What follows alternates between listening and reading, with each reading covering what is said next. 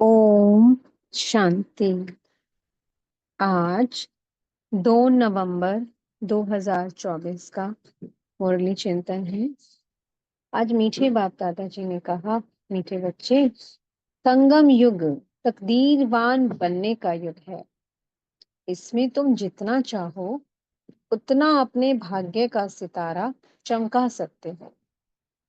संगम युग, कलयुग अंत और सतयुग के आदि को कहा जाता है पुरुषोत्तम संगम युग। बाकी जो 4 युग हैं हर युग के संगम है।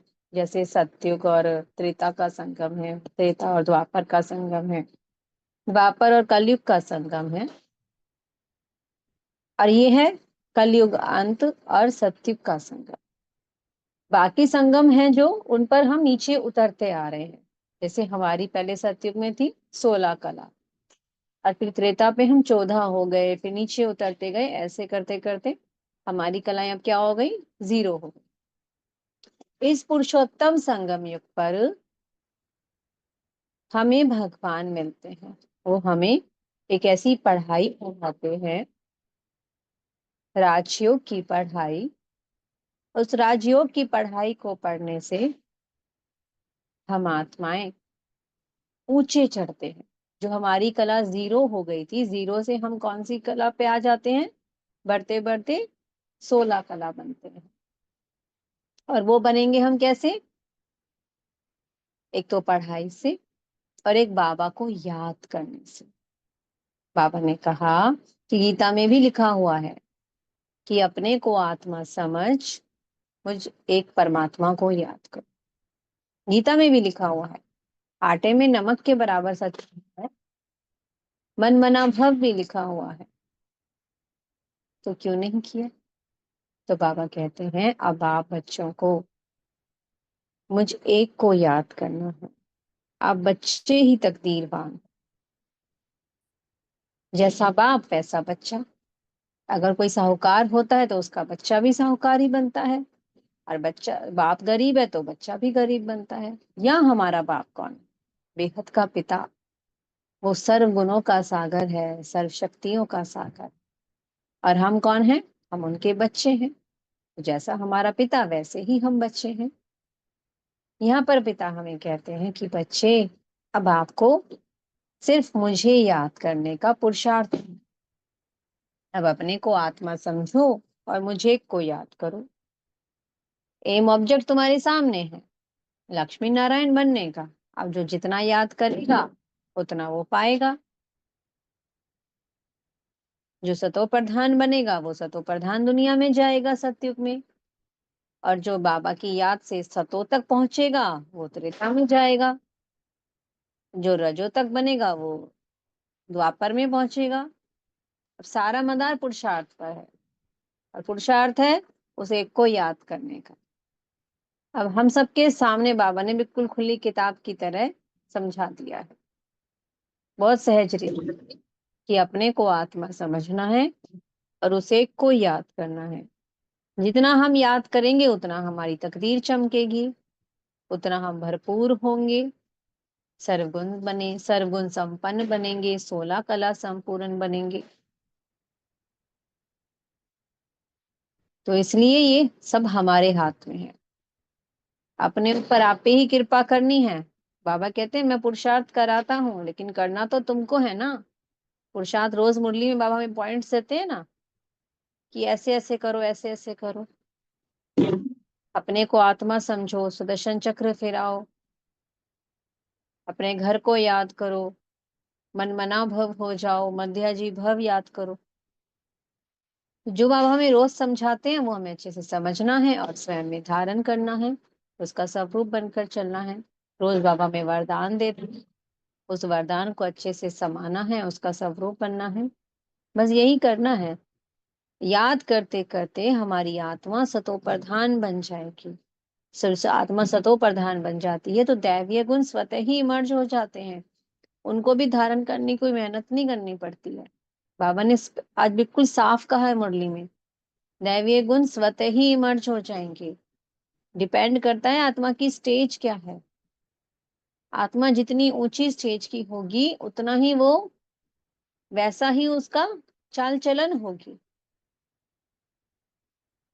दैवीय गुण स्वतः ही इमर्ज हो जाएंगे। आत्मा सबको सुख पहुंचाएगी, सबको प्रेम ही बांटेगी। आज बाबा ने प्रश्न किया, अपने पुरुषार्थ को तीव्र करने का सहज साधन क्या है? बाबा ने कहा, फॉलो फादर करते चलो। फॉलो फादर, ब्रह्मा बाप। ब्रह्मा बाबा ने जैसे याद किया शिव बाबा को, जैसे जैसे बाबा ने पुरुषार्थ कराया, वैसे वैसे उन्होंने किया। जो जो डायरेक्शन शिव बाबा देते थे उनको करते थे। तो बाबा ने कहा, जैसे ब्रह्मा बाप ने हर डायरेक्शन पर चले, श्रेष्ठ कर्म किए और इतने उच्च पद को पा लिया कि अब वो सतयुग के फर्स्ट प्रिंस श्री कृष्ण बनने जा रहे हैं, वो सतयुग के नारायण बनने जा रहे हैं। तो ऐसे ही आपको करना है। जैसे उन्होंने श्रेष्ठ कर्म किए, जैसे वो श्रीमत पर चले, ऐसे आपको भी चलना है। तो ब्रह्मा बाबा यहाँ हमारे पिता हैं।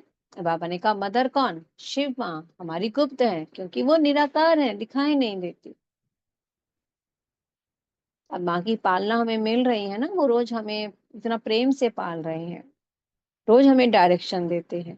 तो जो जितना शिव ब्रह्मा बाबा को फॉलो करेगा, जैसा उन्होंने हर कर्म किया, ऐसे ही हर श्रीमत पर चलेगा बाबा की, तो वो ब्रह्मा बाप के समान ही उच्च पद का अधिकारी बनेगा। तो सबको चलना है ना कृष्णपुरी में। अगर सबको कृष्णपुरी में चलना है तो ब्रह्मा बाप को फॉलो करना है।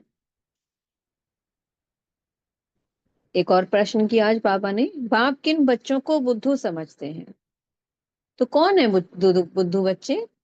जिन्हें बाप के मिलने की खुशी ही नहीं है। अरे हमें मिला कौन है? वो हमारा अनादि पिता, वो हमारा बेहद का पिता, जो हमें विश्व की बादशाही दे रहा है। लौकिक पिता तो सबको याद रहता है कि हाँ, हमें उनसे ये वसीयत मिलने वाली है, ये प्रॉपर्टी मिलने वाली है। बाबा ने कहा, मुझसे तो तुम्हें 21 जन्मों की प्रॉपर्टी मिलने वाली है, और तुम्हें मैं याद नहीं रहता हूँ। तो याद किसको रहेगा? जिसे ये निश्चय हो जाएगा कि हाँ, यही मेरा बेहद का पिता है, तो वो आत्मा खुशी में रहेगी। अरे मैं अब सतयुग में जा रही हूँ, लक्ष्मी नारायण बनने जा रही हूँ। जिसको वो वर्षा याद रहेगा। जिनको कुछ याद नहीं रहता, ना बाबा याद रहता, ना अपना वर्षा याद रहता, वो कौन बचे हैं? बुद्धू बचे हैं। वो मैं विश्व का मालिक बना रहा है, तो ऐसे बाप को याद नहीं कर सकते। तो बाबा ने कहा, वो बच्चे हैं बुद्धू।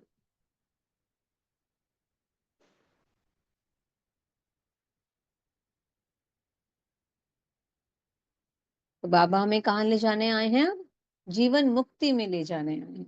जीवन मुक्ति जो कोई जानता ही नहीं। अब सन्यासी हैं, सन्यासी लोग कह देते हैं कि अब ब्रह्म में लीन हो जाएं, हम इस दुनिया में आए ही नहीं। वास्तव में उन्हें मुक्ति का अर्थ ही नहीं पता, वो मोक्ष कह देते हैं। मोक्ष तो किसी को मिलता ही नहीं, कि आत्मा का अस्तित्व ही खत्म हो जाए। अगर आत्मा समा जाए, ब्रह्म में लीन हो जाए, तो वो आत्मा आए नहीं, तो उसका मतलब आत्मा का कोई अस्तित्व ही नहीं है, कोई है ही नहीं वो आत्मा। एग्जिस्ट कब करता है? जब वो पार्ट प्ले करती है कि हाँ वो है। तो इसलिए बाबा ने कहा, मुक्ति किसी को मिलती ही नहीं है। मुक्ति तब मिलती है जब वो मुक्ति दाता आता है, और वो खाली मुक्ति लेकर नहीं आता, साथ में जीवन मुक्ति भी लेकर आता है।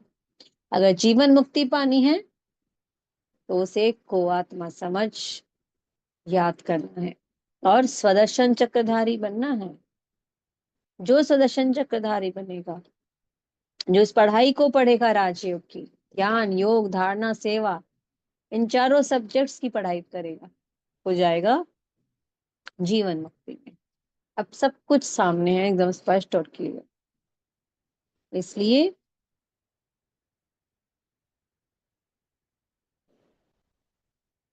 अपने ऊपर आप ही कृपा करनी है। बाबा को याद करना है, सर्विस करनी है।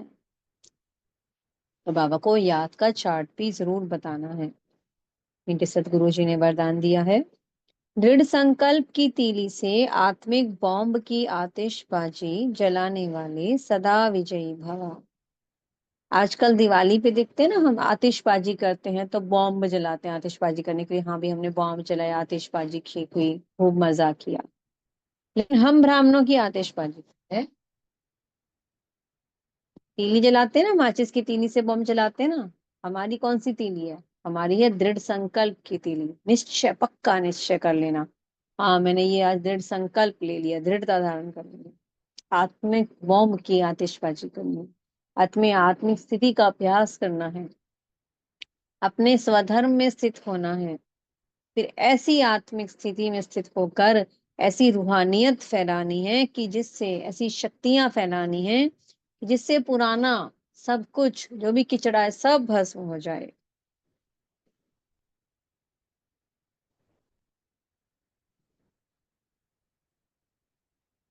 जब आत्मा अपनी आत्मिक स्थिति में स्थित हो जाती है तो आत्मा के सभी गुण, उसकी शक्तियां सब इमर्ज हो जाते हैं और पुराना सब कुछ जो है वो स्वतः ही समाप्त हो जाता है। बाबा ने कहा जो लोग आतिशबाजी करते हैं, दीपावली पर बॉम्ब जलाते हैं, वो तो पैसा वेस्ट करते हैं। और तुम्हारी आतिशबाजी क्या होती है? तुम अपनी आत्मिक स्थिति में स्थित होकर जो रूहानियत की किरणें फैलाते हो, जो गुण शक्तियों का दान करते हो, सदा उड़ती कला में रहती है वो आत्मा। स्वयं भी विजयी बनते हो और दूसरों को भी जागृत करते हो, उनको भी जागृत कर उनको गुण शक्तियों का दान देते हो, तो कमाई भी होती है, उनकी दुआएं मिलती हैं, बाबा की दुआएं मिलती हैं। जितना हम दान करते हैं उतनी हमारी गुण शक्तियां बढ़ती भी हैं, तो डबल कमाई हो गई ना। तो इसलिए ये विधि अपनानी है, आत्मिक स्थिति का अभ्यास अधिक से अधिक करना है, ताकि आत्मा जल्द से जल्द अपनी सीट पर बैठ जाए और फिर करे बेहद की आतिशबाजी, गुणों की शक्तियों की, चारों ओर इस सृष्टि को गुणों शक्तियों का महादान। स्लोगन है, किसी विशेष कार्य में मददगार बनना ही दुआओं की लिफ्ट लेना है। ना हम सहयोग देंगे, ना हमें दुआएं मिलेंगी, और फिर दो दुआएं हमें लिफ्ट की तरह उड़ाती हैं, हमारी स्थिति एकदम लिफ्ट की तरह ऊंचा बढ़ती है। एक होता है सीढ़ी चढ़ के जाना, एक होता है लिफ्ट की तरह फटाक से ऊपर पहुंच जाना। तो दुआएं ही हैं उस लिफ्ट को ऊपर लेके जाने का कार्य, कम समय में ऊपर ऊंची स्थिति को प्राप्त कर लेना। इतना हम देंगे, परमात्म कार्य में हम सहयोग देंगे, सेवाएं करेंगे बेहद की निस्वार्थ भाव से, तो दुआएं ही हमें लिफ्ट की तरह ऊंचा उड़ाती हैं। ओम शांति। बहुत बहुत शुक्रिया प्यारे प्यारे हमारे मीठे मीठे बाप दादा जी का। ओम शांति।